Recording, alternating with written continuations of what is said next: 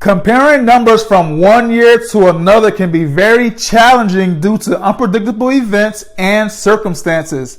That being said, comparing this year's real estate numbers to the two unicorn years that we just experienced is almost worthless. The pandemic has without a doubt changed real estate the last few years.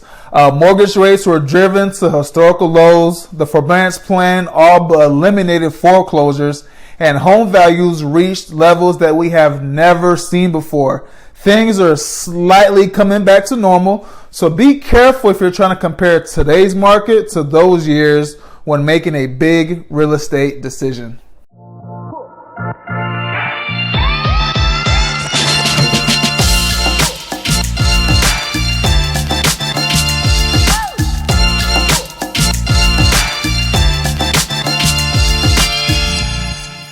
Hello everyone, my name is Luther Maddie, your favorite local realtor, and I'm coming to you today with a monthly market update. I hope you all had a great Memorial Day weekend. It rained most of the day on Monday, but luckily I still had a chance to kind of hang out with some friends and family.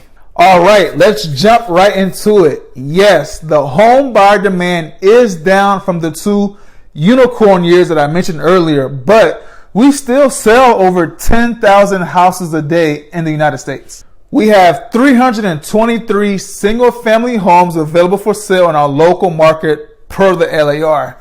Typically, new listings increase around March and April as the spring market ramps up, but fewer sellers are listing their homes in housing markets all across Virginia.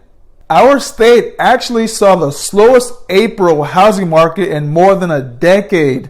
Per VirginiaRealtors.org, there were 8,252 homes sold in Virginia in April. That is a 31.2% drop from last year. Let's talk a little bit about interest rates. I've been seeing rates around 7%. Some people might get approved for a little lower and others a little higher.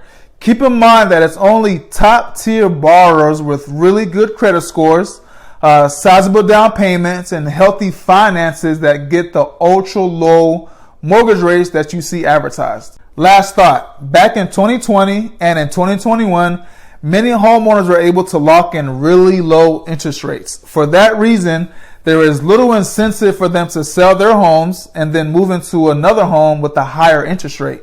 This trend alone is keeping Virginia's already tight inventory even tighter.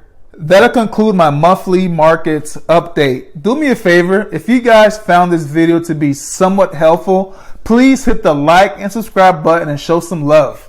Thanks for tuning in.